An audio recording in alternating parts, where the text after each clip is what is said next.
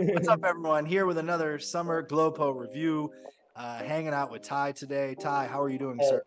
I'm doing great, doing great. Ty, Ty, where are you coming from right now? Where are So you? right now I'm in Pittsfield, Massachusetts, which is in the Berkshires, and I'm working at a summer camp I used to work at, Camp Winter. I mean, used to go to Camp Okay, Winter. very cool. And what age group are you working with as a I'm professor? I'm with 7 and 8 year olds. And how are It's you actually liking fun. that? I actually Good. like it a lot. That's They're a good the age group. That's a good age yeah, group. they're the most energetic. Yeah, They but smile, everything.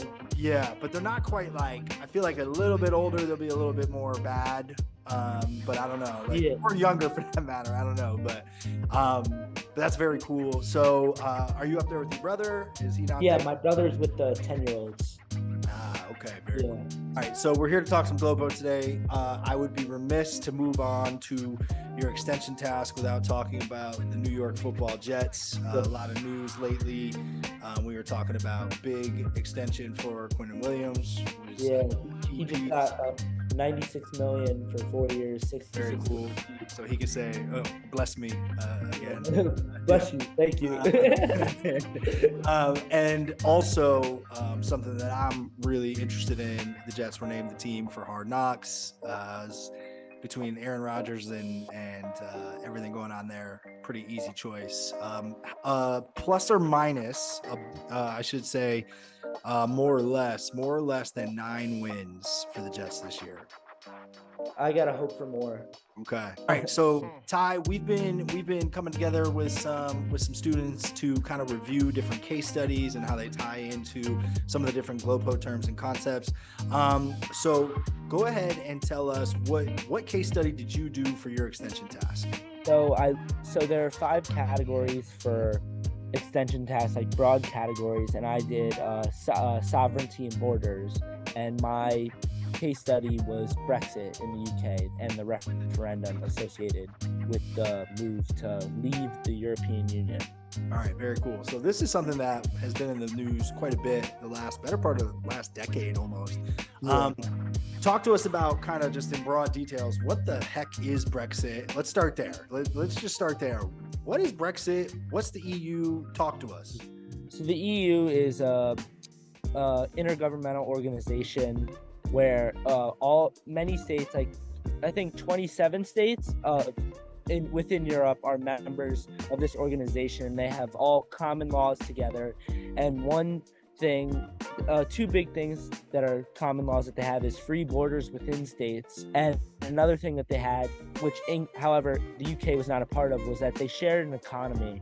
They all use the euro for money, and that's their currency. But however, the UK maintained the Great Britain pound. Okay, so it sounds like talk to us about what, like, you use the term referendum, right? This vote that took place. Yeah. Talk to us about the vote, and talk to us kind of like what were the reasons that people in the United Kingdom wanted to leave the European Union. Like, what were some of those reasons that led to the vote to leave? The prime reason was immigration. Throughout the 90s and 2000s, immigration surged, and it became a point where the UK didn't have control of who they could or couldn't let into their country, since it was under the EU's law, a binding law that if they're in the EU, they can come here. They don't.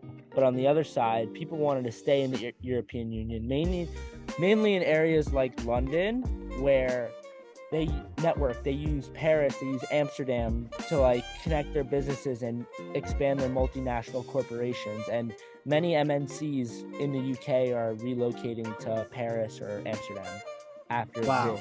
Wow. Okay. So it's worth mentioning that. So it kind of sounds like there's like some political reasons, but also some economic ones. So when we think about the different GloPo terms, theories, concepts, talk to us about what you work to include, and then just kind of explain some of those terms for us. So two global politics theories that came to mind with this case study was capitalism and liberalism. So capitalism could be viewed on both sides. The capitalism of, we have too many people in this country. If we lower the people, we'll have a greater gross income, and losing jobs was a big part of it. The UK citizens felt that their jobs were at risk, and that's why they voted for Brexit. And capitalism can also be viewed, while staying in the EU, as we want to make our businesses worldwide. Just staying in the UK is not enough to make it grow big enough. Oh, and liberalism. So any IGO, intergovernmental organization, is a liberal idea, as in states are joining forces to conquer the world's problems together.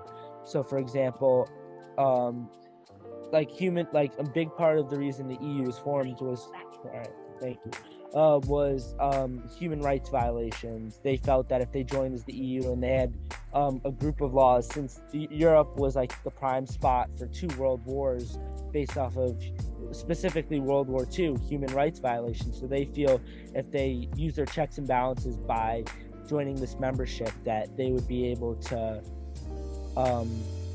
ensure human rights for everyone and conquer the world problems together. Wow, really well said. One other thing that you brought up when you were talking about borders, because that was the global challenge, and it was talking about sovereignty, especially those who voted to leave the United Kingdom. Can you tie in sovereignty for us a little bit in terms of why this vote was like really consequential? Yeah. So as I said earlier, right, a lot of this happened during like the Syrian refugee crisis, where people in Syria wanted to go to Europe to leave dictator Assad, because as he was hurting his own citizens and violating many first-generation rights.